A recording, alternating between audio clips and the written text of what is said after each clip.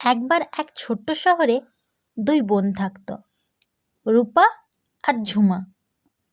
তারা খুব দুষ্টু ছিল, কিন্তু তাদের একটা অদ্ভুত গুণ ছিল। তারা যা আঁকত তা জীবন্ত হয়ে উঠত। রূপা একদিন ঝুমাকে বলল, আমরা যদি একটা ময়ূর আঁকি, সেটাই কি আসলে নাচবে? ঝুমা তখন হাসতে হাসতে বলল, চল দেখি। তারা তাদের খাতায় রং পেন্সিল দিয়ে এক চমৎকার ময়ূর ছবি আঁকল। হঠাৎ ছবিটি ঝিকমিক করতে শুরু করলো, আর ময়ূরটা আসলেই বেরিয়ে এসে তাদের সামনে নাচতে শুরু করলো।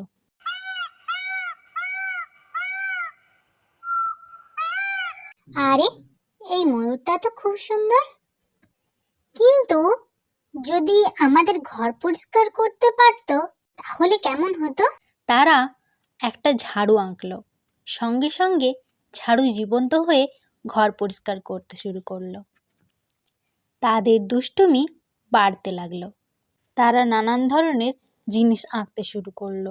একদিন তারা একটা বাঘের ছবি আঁকলো, কিন্তু ভুল করে সেটা এত বড় হয়ে গেল যে সে পুরো শহর ঘুরে বেড়াতে শুরু করলো। সবাই ভয়ে কাঁপতে লাগলো। তখন ঝুমা একটা আইডিয়া দিল রূপাকে। আচ্ছা রূপা, আমরা যদি একটা সুন্দর খাঁচা আঁকি তাহলে কেমন হয়, যাতে বাঘটা ভেতরে ঢোকে শান্ত থাকে।